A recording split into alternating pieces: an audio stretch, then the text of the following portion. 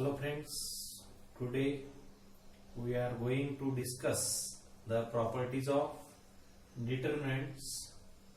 आपने पीछे के लेक्चर में देखा होगा, वो लेक्चर में आपने क्या देखा, एक्सपेंशन ऑफ डिटरमिनेंट, उसके बाद में देखा माइनस एंड कोफैक्टर, उसके बाद का वेरी इंपॉर्टेंट टॉपिक है, उस टॉपिक का नाम है properties of determinants. Properties of determinant में आपको दिया है evaluation of determinants becomes easy with the help of the following properties of determinants. Means evaluation of determinants मतलब आपको डिटरमिनेंट सॉल्व करना है तो बिकम्स इजी, उसको इजी बनाना है with the help of the following properties of determinants. नीचे दी हुई properties का यूज करके आपको उसे इजी बनाना है। तो आपको दिया है फर्स्ट प्रॉपर्टी, दिया है प्रॉपर्टी फर्स्ट प्रॉपर्टी क्या दी है, the value of determinant is not change when rows are change into corresponding columns. इसका मीनिंग क्या होता है कि जब डिटरमिनेंट की value the value of determinant is not change, determinant की वैल्यू चेंज नहीं होगी। कब नहीं होगी? जब आप उस डिटरमिनेंट के सभी रोज और सभी कॉलम्स चेंज करेंगे।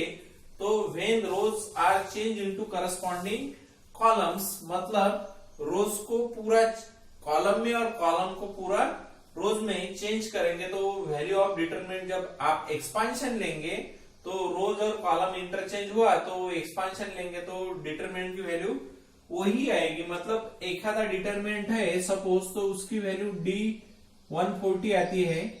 एक्सपांशन करने के बाद उसकी वैल्यू डी की वैल्यू मींस डिटरमिनेंट की वैल्यू 140 आती है। तो उसका रोज का चेंज कॉलम में करेंगे फिर भी उसकी वैल्यू डी इक्वल टू 140 आएंगे एक्सपांशन के बाद। ठीक है, समझी फर्स्ट प्रॉपर्टी। अभी सेकंड प्रॉपर्टी समझाना है। सेकंड प्रॉपर्टी में दिया है इफ एनी टू रोज और columns of a determinant are interchange the sign of the value of the determinant is change, that is d equal to minus d. इसका meaning क्या दिया है कि इसमें फर्स्ट प्रॉपर्टी में क्या बताया है कि सभी रो और सभी रोज आपको सभी कॉलम से चेंज करना है। मतलब 3 रोज रहेंगे तो 3 रोज को आपने 3 कॉलम्स में चेंज करना है। अभी आपको यहाँ पे ऐसा दिया है कि सभी रोज मतलब 3 रोज, इसमें अभी आपको 2 रोज और 2 कॉलम्स आपने चेंज करते हो तो वो डिटरमिनेंट की साइन जो है the value of determinant, the sign of the value of determinant is change, that is क्या रहेगा, उसमें डी की वैल्यू 140 आएगी और उसमें से आपने क्या किया कि ओनली 2 रोज और 2 कॉलम ही चेंज किए, 2 रोज ही चेंज किया या 2 कॉलम चेंज किया, तो उसकी जो वैल्यू है सॉल्व करने के बाद d is equal to minus 140 आएगी। ठीक है, उसके बाद में दिया आपको third property, the value of a determinant is 0 if any 2 rows और कॉलम्स आर आइडेंटिकल। उसका क्या मीनिंग दिया है आपको कि डिटरमिनेंट की वैल्यू आप डायरेक्ट 0 लिख सकते हो। कब लिख सकते हो? इफ एनी 2 रोज और कॉलम्स आर आइडेंटिकल, उसमें से 2 रोज और 2 रोज और 2 कॉलम्स या दो रो और 2 कॉलम ये सभी की रहेगी तो उसकी वैल्यू डिटरमिनेंट की 0 आएगी। मतलब क्या होगा कि इसमें देखो आपने एग्जांपल दिया है आपको, determinant equal to 145 321 321 equal to 0। इसमें क्या दिया है आपने, क्या ऑब्जर्व किया आपने, 321 321, ये आप क्या लिखते हैं R1 फर्स्ट रो, ये है सेकंड रो और ये है थर्ड रो। तो इसमें क्या दिया है आपने, क्या ऑब्जर्व किया है, ये ऑब्जर्व किया है कि 321 R2 और R3 ये दोनों भी चीजें सही की है। तो इसमें आपको क्या लिखना है कि R2 is equal to is equivalent to, ये जो साइन है इसे आप इक्विवेलेंट बोलेंगे। तो इसमें R2 is equivalent to R3, therefore क्या दिया है इसमें, सेकंड रो और थर्ड रो, ये आपकी सेकंड रो और थर्ड रो, सेकंड रो और थर्ड रो क्या है, आइडेंटिकल है। Therefore the value of the determinant is zero. आपको दिया है प्रॉपर्टी में दिया है the value of determinant is zero if any two rows और columns are identical then the value of the determinant is zero. इसमें आपने R2 और R3 इक्वल रोज होने की वजह से इसके डिटरमिनेंट की वैल्यू जीरो आएगी। ठीक है, लास्ट नेक्स्ट प्रॉपर्टी है आपकी property fourth. If all the elements of any row और column be multiplied by the same number then the value of the determinant multiplied by that numbers. आप determinant में किसी भी रो या किसी भी कॉलम को आप मल्टीप्लाई कर सकते हो by the same number then the value of determinant multiplied by that number. आपको अभी गिवन में दे दिया है determinant d equal to a1 b1 c1 a2 b2 c2 a3 b3 c3। Therefore दिया है आपको kd। अभी आपको जो kd है ये ऐसा मल्टीप्लीकेशन दिया है कि ये जो k है ओनली का क्या करना है, आपको सेकंड रो से मल्टीप्लाई करना है। आप जैसे इंस्ट्रक्शन देंगे उस हिसाब से मल्टीप्लाई होगा। आपने कभी बोला कि ये k इंटू डी ऑल रोज और ऑल कॉलम्स, तो ये सभी जगह आपका k आ जाएगा। मतलब k1 kb1 kc1 ka2 kb2 kc2 ka3 kb3 और kc3। लेकिन आपने क्या किया था, आपने ये ऑर्डर दिया था कि ये जो k है सिर्फ किससे मल्टीप्लाई होगा, सिर्फ सेकंड रो को मल्टीप्लाई होगा। ठीक है, अभी ये फोर्थ प्रॉपर्टी हो गई। नेक्स्ट प्रॉपर्टी देखेंगे। प्रॉपर्टी दी है आपको property fifth. Property fifth 5 number की जो प्रॉपर्टी है उसमें दिया है if each element of any row और column can be express as the sum of the two terms then the determinant can be express as the sum of the determinants. इसमें क्या करना है आपको, इसमें आपको एक बड़ा डिटरमिनेंट है, जो बड़ा डिटरमिनेंट है उसको आपको टू टर्म्स में लिखना है सम के फॉर्म में। तो अभी यहाँ पे जो दिया है आपको, इसमें दिया है a1 plus alpha b1 c1 a2 plus beta b2 c2 a3 plus gamma b3 c3। तो अभी इसमें ये जो टर्म है ये टर्म बड़ी टर्म है। बड़ी टर्म मतलब बड़े डिजिट वाली टर्म है, तो उसमें आपको टू फॉर्म में लिख सकते हैं आप a1 plus alpha a2 plus beta a3 plus gamma. तो इसमें a1 a2 a3, तो a1 a2 a3 ये टर्म्स दिए है और यहाँ पे अल्फा बीटा गामा। बाकी की जो डिटरमिनेंट में जो बाकी की जो वैल्यूज है और बाकी के जो कॉलम है ये आपका C1 कॉलम है। तो C1 कॉलम जो फर्स्ट कॉलम है, फर्स्ट कॉलम में आपने प्लस के फॉर्म में उसे एक्सपांड किया है, मतलब दो फॉर्म में लिखा है। और यहाँ पे जो एक्सपांशन है इसमें a1 b1 c1 a2 b2 c2 a3 b3 c3, इसमें c2 और c3 सेकंड कॉलम और second third column as it is रहेगा, सिर्फ आपने एक्सपांशन लिया है कॉलम फर्स्ट का। तो इसे आप बोलेंगे कि each element of any row और column can be express as the sum of two terms then the determinant can be express as the sum of determinants. उसके बाद में दिया है आपको प्रॉपर्टी सिक्स प्रॉपर्टी में ऐसा दिया है the value of the determinant does not change when any row or column is multiplied by a number or an expression and is then added to or subtract from any other row or column। अभी इसमें आपको ऐसा दिया है कि आपको किसी भी रो में और किसी भी कॉलम में किसी भी तरह की टर्म आपको याद करना है, मल्टीप्लाई करना है, चेंजेस करना है। तो एक्सपांशन जब आएगा तो उसकी जो वैल्यू रहेगी, वैल्यू में कोई भी चेंज नहीं होगा। मतलब क्या है कि d equal to a1 b1 c1 a2 b2 c2 a3 b3 c3। अभी इसमें R3 ये जो यारो दिया है इसे आप चेंजेस बोलेंगे। R3 चेंजेस मतलब चेंज हो रहा है, किसमें चेंज हो रहा है, R3 में चेंज हो रहा है, मतलब ए रो में चेंज हो रहा है आपका। ये जो रो है आपकी ये R3 रो है, ये R2 है और ये आपकी R1 है। तो चेंज कहाँ हो रहा है आपका, चेंज हो रहा है R3 में।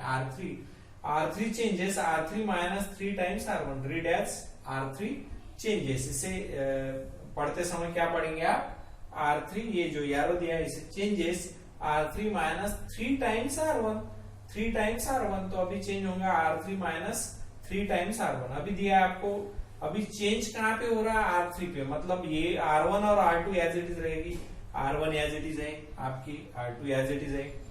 फिर बाद में A3, R3 मतलब A3 minus 3 times R1, 3 times ये 3 जो है इससे रिलेटेड टर्म क्या आएगी आपकी A1 R1 में की, मतलब क्या होगा A3 माइनस 3 टाइम्स A1। उसके बाद में होगा आपका R3 B3 minus 3 times B3 से रिलेटेड, मतलब सेकंड कॉलम में क्या है आपका relation, B3 changes 3 times B1। उसके बाद में आएगा आपका R3 minus 3 times R1, R3 क्या रहेगा आपका C3, क्या है C3 minus 3 times R1, 3 times R1 मतलब 3 टाइम्स C1। इसी तरह से ये प्रॉपर्टी 6 में आपको किसी भी टर्म को मल्टीप्लाई करना है, ऐड करना है, सब्ट्रैक्ट करना है, तो उसका जो वैल्यू रहेगा डिटरमिनेंट का, the value of determinant does not change नहीं होगा। किसी भी तरह के ऑपरेशन आप करेंगे तो उसमें चेंज नहीं होगा। अभी लास्ट प्रॉपर्टी है 7 प्रॉपर्टी। अभी ये जो प्रॉपर्टीज है, in a determinant D becomes 0 on putting x equal to alpha, then we say that x minus alpha is a factor of a determinant. एक आध बार आपको जो डिटरमिनेंट है वो इसमें दिया होगा, वेरिएबल में दिया होगा, तो एक आधा डिजिट पुट करके उसकी value x equal to alpha put करके उसको उसकी रो और कॉलम सरीखी आती है, उसका डिटरमिनेंट अभी 0 होता है, तो वहां पे आपको x माइनस अल्फा ये आपका डिटरमिनेंट का फैक्टर होगा। ये जो 7 प्रॉपर्टी है, सभी प्रॉपर्टीज बहुत ही इंपॉर्टेंट है, ये आपको सही तरह से लर्न करना है, ध्यान में रखना है, और इसी तरह से अपन इसके प्रॉब्लम सॉल्व करेंगे। सभी ये जो 7 नंबर की प्रॉपर्टी है, कॉम्पिटिटिव एग्जाम में जो मैथ्स रहेगा डिटरमिनेंट में आएगा, तो उसमें बहुत जगह आपको एप्लीकेबल होगी। वैसे तो सभी प्रॉपर्टीज इंपॉर्टेंट है। अभी सभी प्रॉपर्टीज आपकी ठीक तरह से लर्न हो गए होंगी। अभी आप आगे अपन लेंगे examples on determinant using properties. Example देखना है आपको, इवेल्युएट द फॉलोइंग डिटरमिनेंट्स। ये डिटरमिनेंट सॉल्व करना है। ये डिटरमिनेंट सॉल्व करते समय आपको दिया है 20, 27, 36, 2, 3, 4, 1, 2, 3। अभी आपको ये डिटरमिनेंट जो है प्रॉपर्टीज यूज करके सॉल्व करना है। प्रॉपर्टीज यूज करके सॉल्व करना है तो इसमें आपको सबसे पहले डिटरमिनेंट जो आपको दिया है, वो डिटरमिनेंट में सबसे पहले सबसे बड़ी रो, सबसे बड़ा कॉलम वो ऑब्जर्व करना है आपको। सबसे बड़ा रो और सबसे बड़े कॉलम वो ऑब्जर्व करना है। अभी वो क्या करेंगे आप, सबसे बड़ा जो रो है, वो सबसे बड़ा जो रो है ये है, कौन सा रो है, R1 रो है। उसके बाद में सबसे छोटा रो है 1, 2, 3, और ये मिडल वाला रो है 2, 3, 4। ये R1 में सब बड़ी बड़ी वैल्यूज है, इसमें सबसे छोटी वैल्यू है और इसमें मीडियन वैल्यूज है। अभी आपको क्या करना है, आपको ये expansion of determinant using properties, ये आपको प्रॉब्लम में नहीं दे रहेगा, वो आपको खुद प्रॉपर्टीज के हिसाब से वो यूज करके सॉल्व करना है। तो अभी आपको दिया है 20, 27, 36 से बड़ी डिजिट वाली रो है। ये बड़ी डिजिट वाली रो को आपको क्या करना है, रिड्यूस करना है, मतलब छोटा बनाना है। अभी छोटा बनाना है तो ये 20, 27, 36 ऐसा दिया है। तो आपको क्या करना है, अभी आपने जो दिया है ये 20 है, ये 27 है, 4 है। अभी आपको ये पता है, ये देखो 2 के टेबल में 20 आएगा, 3 के टेबल में 27 आएगा, 4 के टेबल में 36 आएगा। मतलब जो R2 है ये एप्लीकेबल है R1 को रिड्यूस करने में। फिर अभी क्या करेंगे आप, आपको दिया है, अभी चेंज क्या करेंगे, चेंज कहां पे करना है आपको, R1 में चेंज करना है। क्या लिखेंगे फिर आप, R1, ये जो यारो लिखते हैं उसे लिखते हैं आप R1 चेंजेस, फिर ये होगा आपका R1 माइनस। अभी आपको 3 9 25, 4 9 36 और 2 9 18। तो यहाँ पे 2 10 20 होता है, लेकिन वो सेकंड कॉलम और थर्ड कॉलम में 9 तक के आता है। तो इसमें चेंज करते समय क्या लिखेंगे आप, R1 माइनस 9 टाइम्स क्या लिखेंगे, 9 टाइम्स क्या है, आपको क्या दिया है 9 टाइम्स क्या दिया है आपको, R2 दिया है, तो क्या लिखेंगे आप, 9 टाइम्स R2, ठीक है, इक्वल टू, अभी क्या लिखेंगे आप, ये आपको कैलकुलेशन करना है, R1 क्या दिया है आपको,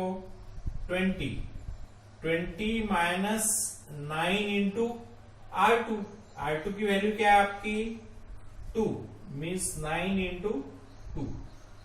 नेक्स्ट एलिमेंट क्या दिया आपको 27 माइनस 9 इंटू क्या रहेगा R2 मतलब क्या रहेगा 3। उसके बाद में दिया है 36 माइनस 9 इंटू R1 मतलब क्या है आपका 36 माइनस 9 इंटू R2 क्या है 4।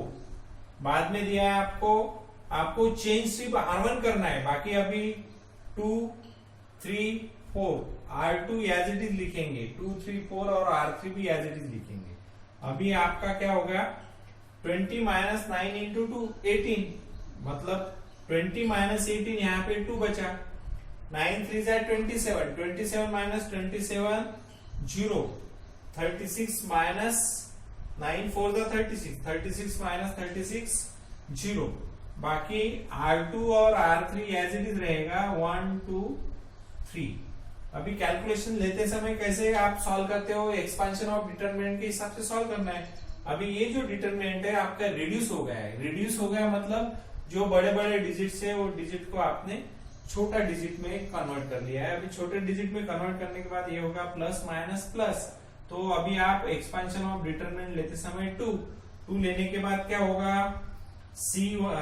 R11 है 211 है, मतलब first column striking off 3 3 9 minus 8 minus 0। अभी सेकंड एलिमेंट जो है वो 0 है, तो 0 इंटू एनी डिटरमिनेंट 0 रहेगा, लास्ट में भी आपका 0 है, तो क्या होगा 2 into 1 is equal to 2। The value of determinant is d is equal to 2, ठीक है। इसी तरह से इसका आंसर आपका आ गया d इज इक्वल टू 2। अभी आपने क्या किया था, जो बड़े डिजिट है उसको रिड्यूस करके इसका सॉल्व किया है, तो आपने बड़े बड़े कैलकुलेशन करने में आपका बहुत सारा वक्त जाया हो सकता है, एग्जॉस्ट हो सकता है, इसलिए आप क्या कर सकते हैं, इसे जो बड़ा रोज है उसे रिड्यूस करके अपने छोटे रोज में कन्वर्ट करके उसका आंसर निकाल सकते हैं। इसी तरह से डिटरमिनेंट की प्रॉपर्टीज का यूज करके आपने ये डिटरमिनेंट सॉल्व किया है, ठीक है। इसके बाद नेक्स्ट एग्जांपल दिया है आपको, सेकंड एग्जांपल 65 66 67 68 69 70 71 72 73। अभी इसमें R1 जो रो है, अभी मैंने आपको पहले प्रॉब्लम में क्या बताया था कि आपको जब डिटरमिनेंट दिया है तो उसे आपको ऑब्जर्व करना है। ऑब्जर्व करना है मतलब क्या है कि वो डिटरमिनेंट में सबसे बड़ा रो कौन सा है और सबसे बड़ा कॉलम कौन सा है, तो वो आपको सबसे बड़ा रो कौन सा है और सबसे बड़ा, अभी ये R1 है, ये R2 है, ये R3 है। अभी इसी को आप ऐसे भी लिख सकते हैं, C1 है, ये C2 है और ये C3 है। अभी आपने रो और कॉलम दोनों साइड से ऑब्जर्व किया तो आपको ऐसा दिखाई देगा कि अभी इसमें आपको सबसे बड़ा जो रो है वो R3 है और सबसे छोटा जो है वो है R1, और कॉलम का ऑब्जर्वेशन किया तो सबसे बड़ा कॉलम जो है वो है C3 और सबसे बड़ा कॉलम जो है वो है C1। ये प्रॉब्लम ऐसा है कि आपको जो प्रॉपर्टीज मैंने लिखा दिया था या समझा दिया था तो उसमें रोज और उसके ब्रैकेट में और कॉलम दिया था, तो आप डिटरमिनेंट एक प्रॉपर्टीज का यूज करते समय डिटरमिनेंट यूज करते हुए आप रोज से भी सॉल्व कर सकते हो और कॉलम से भी सॉल्व कर सकते हो, दोनों तरह से सॉल्व कर सकते हैं। एक आधे प्रॉब्लम में ऐसा आएगा कि वो रो से ही सॉल्व होगा, एक आधा प्रॉब्लम ऐसा रहेगा तो वो कॉलम से सॉल्व होगा, एक आधा एग्जाम्पल्स न्यूमेरिकल्स ऐसा रहेगा रो से भी सॉल्व होगा और कॉलम से भी सॉल्व होगा। अभी आप ये जो एग्जाम्पल दिया है ये रो से भी सॉल्व हो रहा है और कॉलम से भी सॉल्व हो रहा है। अभी आप सबसे पहले इसे आप रो से सॉल्व करेंगे, बाद में अपन इसे कॉलम से सॉल्व करेंगे। अभी रो से सॉल्व करते समय सबसे बड़ी रो जो है ये है आपकी R3 और उसकी सेकंड रो जो है उससे कम वाली वो है R2 और उससे कम जो है वो है R1। तो पहले क्या करेंगे आप, इसे चेंजेस करते समय आप ऐसे लिखेंगे R3, अभी R3 चेंजेस R3 माइनस, अभी ये बड़ी है इससे छोटी जो है ये है R2, अभी इसमें से ये माइनस किया तो R3 माइनस R2 किया आपने, R3 माइनस R2 किया तो क्या आएगा ये, अभी आपको 65, 66, 67 एज इट इज लिखना है, 68, 69, 70 एज इट इज लिखना है। क्यों एज इट इज लिखना है कि चेंज आपको सिर्फ R3 में करना है, मतलब ए रो में चेंज करना है, ए रो में चेंज करना है। तो क्या होगा अभी 71, अभी आपको R3 माइनस R2, ये R3 का एलिमेंट है, ये R2 का है, फिर क्या होगा 71 माइनस 68, 71 माइनस 68, तो ये होगा आपका 3। उसके बाद में 72 माइनस 69, ये भी होगा आपका 3। 73 माइनस 70, ये भी होगा आपका 3। अभी आपको, आपने क्या किया, इसे रिड्यूस कर दिया, इसे रिड्यूस कर दिया, इसके बाद में और रिड्यूस करना है, और रिड्यूस करना है तो इसमें आपको सबसे बड़ी रो क्या है बाद में देखना है और ऑब्जर्व करना है, तो R2, और इससे छोटी रो क्या है, अभी R3 भी आई है और उसके पहले की थी आपकी R1। फिर आपको क्या करना है, ये जो बड़ी रोज है, ये बड़ी रो को आपको स्मॉल में कन्वर्ट करना है। फिर अभी चेंज क्या करेंगे आप, चेंज करेंगे आप R2 changes R2 minus R1, R2 minus R1 लेंगे तो क्या होगा आपका, R2 जो दिया है आपको 68 दिया है, और 68 से रिलेटेड एलिमेंट R1 में क्या है 65 है। अभी क्या लिखेंगे आप, क्या लिखेंगे आप 68, R2 मतलब 68, R1 मीन 65, 68 माइनस 65, तो क्या बचेगा आपका 3।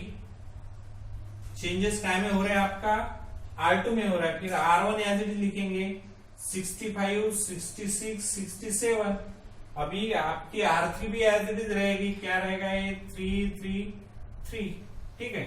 उसके बाद में आपको क्या करना है, चेंजेस R2 में करना है, R2 minus R1 mean 68 minus 65, 68 minus 65 बचेगा आपका 3। 69 माइनस 66 क्या रहेगा 3। 70 R2 में का है, इससे रिलेटेड टर्म है 67, 70 माइनस 67 ये बचा आपका 3। आपने प्रॉपर्टीज में देखा था जब 2 रोज और 2 कॉलम्स सरीखे रहेंगे तो वो डिटरमिनेंट की वैल्यू आपकी क्या होंगी, 0 होंगी। 0 होंगी मतलब आप ऐसे लिखेंगे यहाँ पे, ये आपका जो R2 रो है, ये R2 और ये R3 दोनों रोज जो है, therefore R1 R2 is identical with R3, मतलब आपके डिटरमिनेंट में R2 और R3 दोनों भी रोज सरीखी है, इसलिए वो डिटरमिनेंट की वैल्यू जो है वो डिटरमिनेंट की वैल्यू होंगी आपकी 0। अभी आपको ऐसा लिखना है देयरफॉर D इक्वल टू 0, इसका जो वैल्यू है वो डायरेक्ट 0 आ गया। काय पर से 0 आ गया आपका, R2 और R3 सेम है, तो आप ऐसे लिख सकते हैं इसका रीजन 2 रोज आर आइडेंटिकल, जो 2 रोज है वो आइडेंटिकल है। कौन सी 2 रोज आइडेंटिकल है, R2 is equal to R3। इसी तरह से डिटरमिनेंट की वैल्यू हो गई 0। इसी तरह से आपको प्रॉपर्टीज ऑफ डिटरमिनेंट का यूज करके आंसर निकालना है। अभी आपको क्या करना है, ये मैंने आपको प्रॉब्लम रो से सॉल्व करके दिया है, आपको अभी कॉलम से करना है। तो कॉलम से करना है तो सबसे बड़ा कॉलम क्या है आपका C3, आपने अभी देखा था। अभी आप क्या करेंगे, यहाँ पे लिखेंगे आप C3 changes C3 minus C1, C3 changes C3 minus C2 करेंगे। सेकंड कॉलम जो है, ये C3 जो है सबसे बड़ा कॉलम है, उसके बीच वाला C2 है, उसके बीच उससे छोटा C1 है। अभी C3 में से C2 माइनस करेंगे, C3 changes C3 minus C2 क्या रहेगा। अभी कॉलम वाइज देखना, आपने अभी तक के रो वाइज देखा, रो वाइज ऐसा देखा, रो वाइज अभी आपको ऐसे कॉलम वाइज देखना है। कॉलम वाइज देखते समय अभी आपको लिखा है आपने C3 माइनस C1, अभी ये लिखा है आपका C3 दिया है, C3 दिया है तो मतलब क्या रहेगा, ये R1 R2 R3 मैं ये मीटा देता हूँ, कंफ्यूज हो जाएंगे आप। तो क्या होगा ये C3 आपका दिया है 67 माइनस 67 माइनस 66 मतलब क्या है, आपको C3 चेंज करना है तो आप क्या करेंगे, सबसे पहले C1 और C2 एज इट इज लिख देंगे। क्या होगा ये 65 68 71, उसके बाद में दिया है आपको 66 69 72। अभी क्या होगा 67 माइनस 66 ये बचेगा 1, 70 माइनस 69 क्या बचेगा 1, 73 माइनस 72 क्या बचेगा 1। ठीक है, अभी आपके चेंजेस हो गए C3 माइनस C2।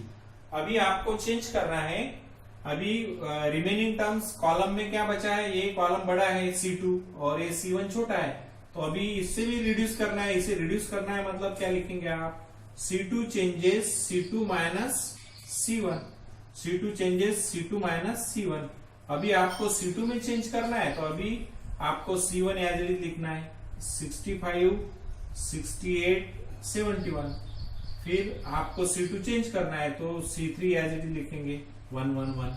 अभी आपके पास क्या चेंज आया है, C2 माइनस C1, 66 माइनस 65 क्या बचा है 1, 69 माइनस 68 क्या बचा है 1, 72 माइनस 71 क्या बचा है 1। अभी आपने ऑब्जर्व किया होगा, क्या ऑब्जर्व किया आपने, क्या ऑब्जर्व किया कि आपका जो कॉलम है C2 और C3, ये दोनों जो कॉलम है वो दोनों कॉलम क्या है, आइडेंटिकल है। C2 is equivalent to C3, सरीखे है, इसमें दो कॉलम सरीखे है तो डिटरमिनेंट की वैल्यू क्या रहेगी, D इक्वल टू 0। आपने प्रॉपर्टीज में पढ़ा था कि the value of determinant is 0 then if the value of determinant is 0 then the two rows और कॉलम्स आर आइडेंटिकल। फिर इसमें लिखेंगे आप टू कॉलम्स आर आइडेंटिकल, दो कॉलम जो है वो आइडेंटिकल है। कौन से कॉलम्स आइडेंटिकल है, C2 और C3 आइडेंटिकल है, इसकी वजह से इसका डिटरमिनेंट का वैल्यू 0 आया है। इसी तरह से आपने 2 एग्जांपल देखे प्रॉपर्टीज ऑफ डिटरमिनेंट पे। नेक्स्ट लेक्चर में या नेक्स्ट पीरियड में अपन इस पर से, अभी आपने डिजिट को देखे, इसी तरह से वेरिएबल के एग्जांपल्स आप इसे प्रैक्टिस कर लीजिए। नेक्स्ट पीरियड में वेरिएबल के एग्जांपल आप देखेंगे। ठीक है, ओके।